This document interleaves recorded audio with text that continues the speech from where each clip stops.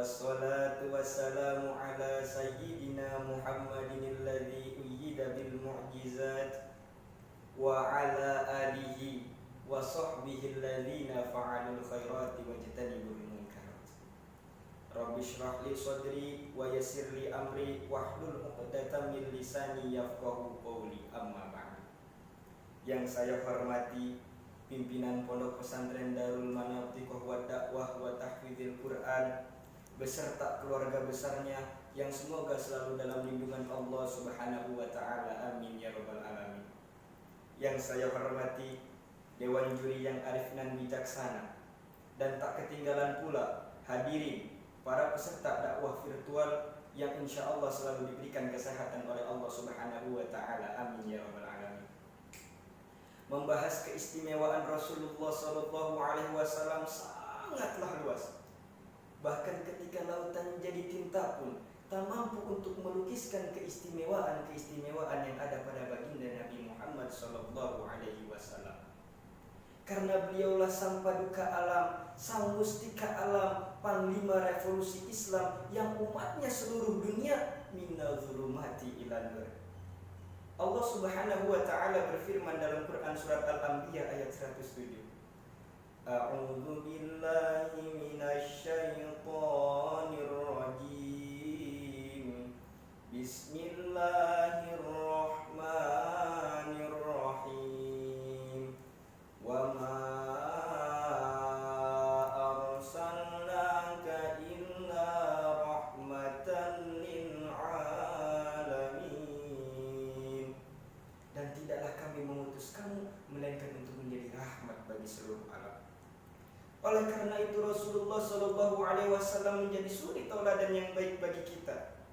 Nabi Muhammad adalah seorang yang sempurna, yang perilaku dan akhlaknya begitu mulia.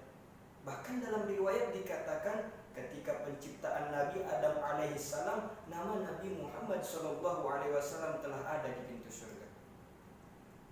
Sehingga ketika Rasulullah lahir, banyak kejadian dan fenomena yang aneh yang padahal kejadian itu belum pernah terjadi sebelumnya. Mengapa demikian? Karena untuk menyambut lahirnya seorang yang mulia, seorang yang istimewa, yang kelahirannya ditunggu-tunggu oleh semua yang ada di langit dan di bumi. Ketika Allah memberikan keistimewaan ketika Rasul lahir, tentu sepanjang hidupnya Allah pun memberikan keistimewaan yang lain. Di antaranya adalah perjalanan Isra wal Mi'raj, sebuah fenomena yang di luar batas akal. Perjalanan dari Mekah ke Palestina sampai ke langit ketujuh Sidratul Muntaha hingga bertemu dengan Allah hanya dilakukan dengan waktu 1 malam. Ini adalah perkara hati yang harus kita imani, bukan lagi perkara akal dan pikiran. Kemudian membahas keistimewaan yang ada pada diri baginda Nabi Muhammad.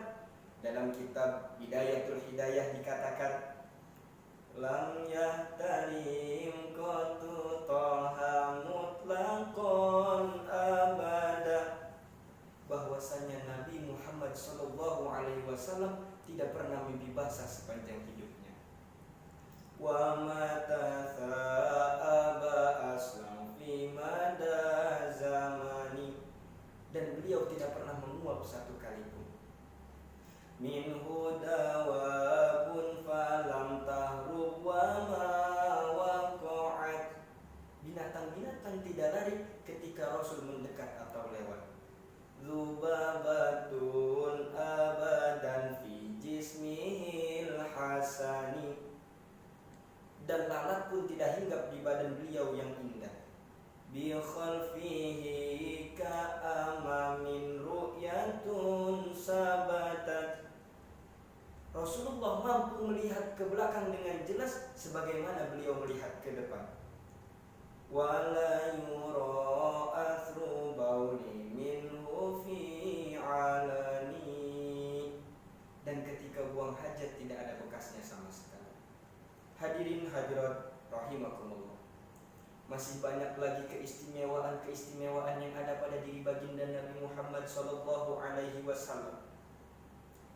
Akan tetapi yang sama-sama kita ketahui bahwa ketika Rasulullah sallallahu alaihi wasallam sakratul maut, bukan keluarganya yang beliau sebut, bukan sahabatnya yang Tapi siapa? Ummati, ummati, ummati. Umatku, kata Rasul. Oleh karena itu, kita selaku umatnya harus bersolawat kepada kanjeng Nabi Muhammad sallallahu alaihi wasallam. Karena innallaha wa malaikatahu yusholluna 'alan nabi. Sesungguhnya Allah dan para malaikat bersolawat kepada kanjeng Nabi Muhammad sallallahu alaihi wasallam. Oleh karena itu, intinya marilah kita berbanyak sholawat kita kepada kanjeng Nabi Muhammad. Karena dengan kita bersolawat ada 3 keuntungannya. Yang pertama mendapatkan rahmat, yang kedua mendapatkan maghfirah, dan yang ketiga mendapatkan syafaat. Dan syafaat inilah yang kita tunggu-tunggu di yaumil akhir kelak. Dari seorang yang istimewa, seorang yang mulia, siapa lagi kalau bukan Habibina wa syafi'ina wa maulana Muhammad sallallahu alaihi wasallam. Yang mana ketika umat manusia hanya mengandalkan amalnya sendiri, tentu sedikit kemungkinan untuk masuk ke dalam surga. Tapi karena syafaat kanjeng Nabi, insya Allah kita semua masuk ke dalam surganya Allah dan berkumpul bersama Rasulullah sallallahu alaihi wasallam. Kurangnya mohon maaf. Wallahul muwaffiq ila aqwamit thoriq. Summa salam.